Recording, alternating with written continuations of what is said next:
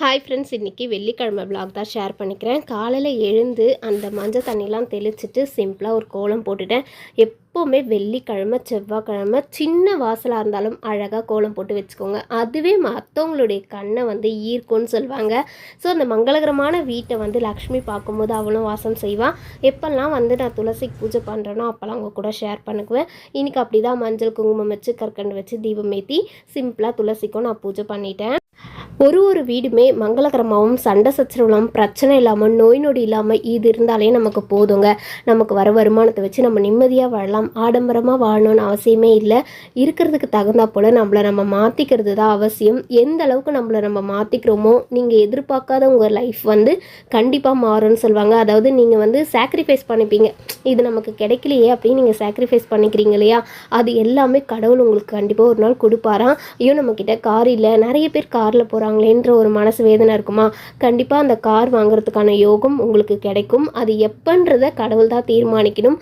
அதுக்கான வழிமுறைகள் வருமானம் இதெல்லாம் வரும்போது நமக்கு எல்லாமே கிடைக்கும். ஸோ இந்த இடத்துல எப்போவுமே ஃப்ரைடே அதுபோல் தான் வாடகை வீட்டில் இருக்கவங்க அப்படி இருக்கவங்களும் வேண்டிப்பாங்க, சொந்தமாக வீடு கட்டணும், லோன் போட்டாச்சு வீடு கட்டணும் அப்படின்னு நினைப்போம். எல்லாருக்குமே தங்குறதுக்குன்னு ஒரு சின்ன வீடாக இருந்தாலும் சொந்த வீடாக இருக்கணும்னு ஆசைப்படுவாங்க. ஸோ இந்த இடத்துல எப்போவுமே இப்படி தான் பாசிட்டிவாக வச்சுக்கணும்னு நினைப்பேன். இதே துளசி மாடம் நான் வாங்கினதுக்கப்புறம் இங்கே வச்சு எவ்வளோ அழகாக பூஜை பண்ணுறேன்றதை உங்களுக்கு நான் கண்டிப்பாக போடுவேன். இப்போ இருக்கிற இடத்துல அழகாக ஆர்கனைஸ் பண்ணி வைக்கணுன்றது என்னுடைய மனசு. ஸோ இருக்கிறதுக்கு தகுந்தா போல் நான் சிம்பிளாக பண்ணிக்கிறேன். காசு கொடுத்து தொட்டி வாங்குற அளவுக்கு இன்னும் எனக்கு வசதி வரலன்னு தான் சொல்லணும். வாசல் அழகாக கோலம் போட்டேன். நான் தொட்டி போய் கேட்டேன், மினிமம் 500 ருபீஸ் சொன்னாங்க. சின்ன தொட்டி 500 சொன்னாங்க. சரி நம்ம அப்புறமா வாங்கிக்கலாம் அப்படின்னு சொல்லிட்டு விட்டுட்டேன்.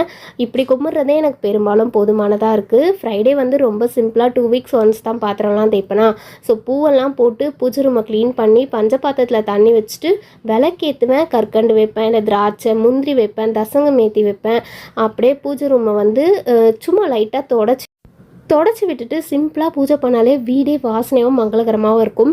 கண்டிப்பாக எவ்ரி ஃப்ரைடே மறக்காமல் சிம்பிளாக ஒரு பூஜை பண்ணுங்கள். எல்லா விஷயமும் நல்ல விஷயமாகவே நடக்கும். நீங்கள் நினைக்கிற எல்லாமே நல்லதாகவே முடியும். ஓகேவா ஃப்ரெண்ட்ஸ், இந்த விளாக் பிடிச்சிருந்தால் லைக் பண்ணிக்கோங்க. பாய், தேங்க்யூ.